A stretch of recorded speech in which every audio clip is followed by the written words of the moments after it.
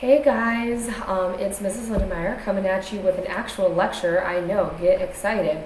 And this is on one of my all-time favorite topics, the Enlightenment. I love it because it is extremely applicable to us today and through many historical independence movements. So, we are going to need for this, you will need a piece of paper and a pen or a pencil. I know, gasp. You'll actually need something that's not electronic. And if you need to pause throughout, which you should need to for some of the activities in this lesson, then please do so.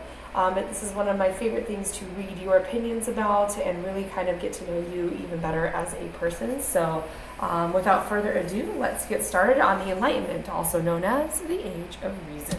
Okay, from 1650 to 1800, European philosophers began to rethink old ideas about government, religion, and economics.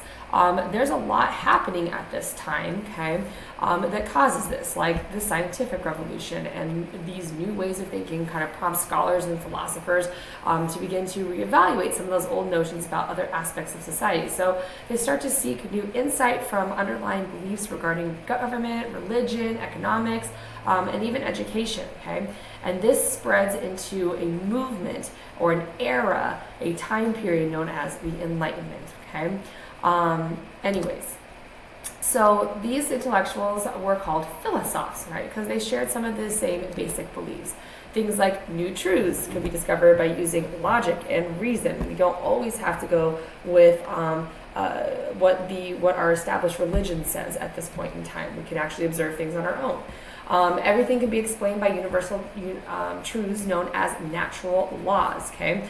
They believed that what was natural was also kind of good and reasonable, right? We also have this belief in progress, okay? There's kind of this feeling, I suppose, beforehand in the Middle Ages that, like, you shouldn't really be happy in like your life here on earth, and hereafter, in the lovely afterlife, that's where you are going to enjoy some of your life, basically when you're dead. And so now they're going to start looking at that idea that we can be enjoying life, that society and humankind can also improve in their lives, and that this is something that we should strive for. And probably one of the biggest ones is that people are born with natural rights, personal freedoms that protect their liberty, okay? And in fact, philosophers call for liberties that that English people had won in their glorious revolution, the Bill of Rights, which we're going to talk about here in just a second, okay? So why did it begin? Let's talk a little context. You know me, I love my context. I love being able to tell you why something is happening, not just, hey, it's happening, okay, just get over it. So during the Renaissance, people began to question those medieval ideas and emphasize individual potential, which is known as humanism. They're going to encourage those ideas of education as well. During the Age of Exploration, we also see the discovery of new lands and trade routes that lead Europeans to search for new things, okay? That's a big deal. Another thing that's happening is the Protestant Reformation. People start to question those church teachings. They're going to freely start to explore new ideas, and they're going to tolerate other religions to some extent. We also have the formation of an entirely new type of Christianity, which starts to, break people from the status quo of the Catholic Church, okay? And then during the age of absolute monarchs, what's happening as well, there are powerful kings who spend tons of money on parties and dresses and all sorts of stuff. They fight expensive wars, and they don't even think about what's happening to the people in their nation, which ends up being their downfall. I know, spoiler alert. And then, of course, what we all know, hopefully by now, is the scientific revolution is happening, where we're having that application of logic. All right, that's a really big idea that comes forth and helps spur on the Enlightenment. Okay, so to give a little bit even more context, because this is where we start to see the beginning of the Enlightenment. Okay, when Queen Elizabeth died, she had no heir to take her place, which ended the Tudor dynasty, which is actually a really sad story. Maybe you know it, King Henry VIII, right? Your guy that chopped off a couple wives' heads, had 6 wives. Anyways, long story short, he really wanted an heir, and Queen Elizabeth ended up being one of the greatest monarchs, or at least well-known monarchs of England's time. And then, of course, she never ended up marrying anyone. And the sad story of King Henry VIII, her father, not having an heir, just super sad. So, anyways, That dies. That dynasty is gone, and now a new dynasty comes forth, the Stuart dynasty. It begins under King James I. So he was not like Elizabeth. He actually didn't want to cooperate with Parliament, that lawmaking body. And this is the beginning of disagreements between the English king and Parliament. Okay? Parliament and the king really had major disputes over money, authority, and religion in England, as it has been basically since England decided to become Protestant. Ugh. Well, then James's son Charles becomes king, and he is even more unwilling to work with Parliament. He refused to even meet with them. He thought that he was, again, like an absolute monarch, and so some serious tensions break out, all right? And we have those that are loyal to the king, the royalists, and those that are loyal to Parliament, and this starts our English Civil War, okay? So when it's over, King Charles I was actually beheaded. I know, good times. And England was ruled by a military dictatorship for several years, okay? So what ends up happening, and I think this is the biggest idea that starts to really spur forth some of the enlightened thinkers in England in particular, the most important of these Enlightenment ideas were really those that challenge the rule by absolute monarchs and present new theories about our government. So whereas our old idea might have been that the monarch's rule is justified by divine right, and what that means is that God has blessed their bloodline. And so because they are in office, they are ruling, right?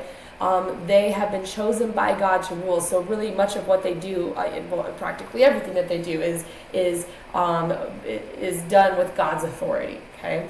The new idea is about the government's power coming from the consent of the governed, meaning from the people saying it's okay for you to govern us in this way. Okay. So this is where we are going to take a stop. You might need a pause after I go through some instructions. But you're going to need to get out your blank piece of paper, okay? You are going to trace your hand on this paper. Ta-da, okay? Spread your fingers nice and wide. Trust me on this, okay? And I need you to resist the urge to turn it into a hand turkey, all right? Just resist. It's really difficult. I know this is about the Enlightenment. We should be resisting, right? You'll get it, maybe. Anyways, so then you're going to label each of the fingertips as one of the main ideas of the Enlightenment, okay? And you're like, wow, what are those main ideas? I know. I'm going to give it to you. The first is the state of nature. The second is human nature. Third is power of the government. Fourth, natural rights. And fifth, liberties, okay? So take a second, pause, do what you need to do, spread your fingers wide, and label, okay? And then I'm going to tell you, so pause if you need to, but I'm going to move on. As we progress through the philosophs, you're going to write the name of the thinker who developed each idea in the appropriate finger, so you're going to be categorizing a little bit. And I want a summary of his ideas or beliefs in the spaces between them. Do not, are you ready for this? Do not write in the palm, okay? This area shall remain untouched for a reason, okay?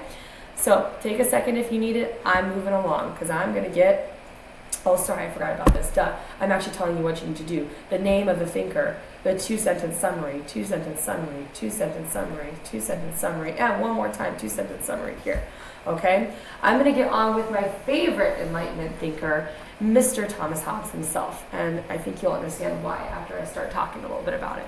Okay, so one of our very first political thinkers in the Enlightenment was Thomas Hobbes. Hobbes was really bothered because he grew up, and this is again some good context here, he grew up in the English Civil War. He really got to see a lot of the things that happened that were not so good, and he saw the problem with that whole military dictatorship coming forth after King Charles I was beheaded, okay? So he sees all these things, right? And you're like, wow, that's kind of cruddy. So what does Hobbes immediately think? Well, he sees like the worst in human beings. He thinks that they're naturally cruel, that they're selfish, that they're hungry for power. He basically thinks that we will not cooperate with each other when push comes to shove, and that we're basically just a bunch of selfish people, okay? And so what kind of government do you think that Hobbes is going to support? Do you think he's going to support a monarchy or a democracy, okay? Think about it for a second. And now I'm going to tell you, okay?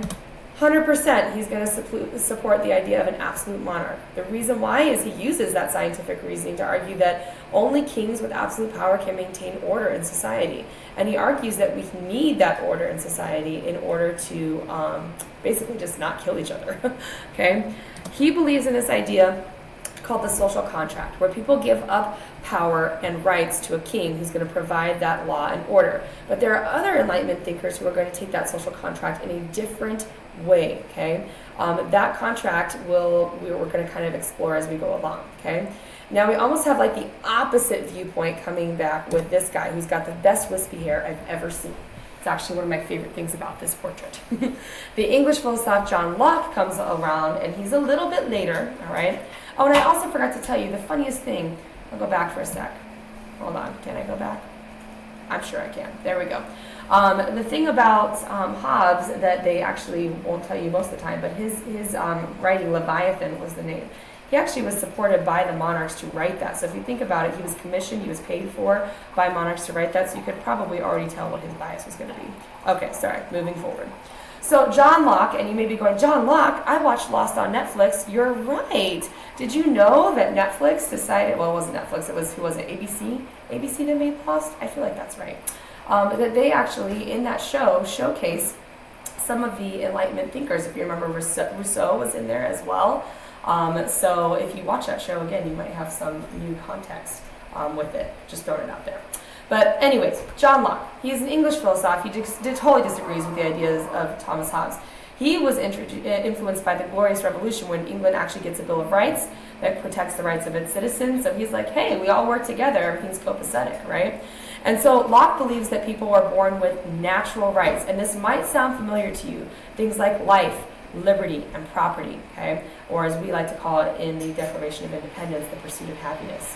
Locke argues that kings could be overthrown if they violate people's rights. In fact, he doesn't argue that they could be overthrown. He says it's kind of the responsibility of people to overthrow them, okay?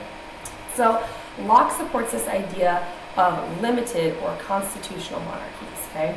He believes that the government's power comes from the consent of the governed, so that you and me and people who are governed say, yes, we want for you to govern us in that way, okay? And that kings, their job is not to tell us everything that we should do. Their job is actually to protect our natural rights, okay? It's kind of a big deal. So that is his idea. He likes the idea of a constitutional monarchy, okay? So now is the time for you to complete your first quick write, okay? So what you do is you flip over that hand. Hopefully you've taken the time to pause. You have put in your Enlightenment thinker's name and the finger and the idea that they have in at least 2 sentences there in between the spaces, okay? Then on the back side of your paper, you're going to flip it over for me and you're going to write down quick write number 1, okay? I want for you to tell me whose ideas do you agree with. Do you agree with Hobbes or do you agree with Locke's? And I want for you to explain. I want for you to choose the one that you agree with the most, okay? Because obviously you can have a combination, and we kind of do as people, okay?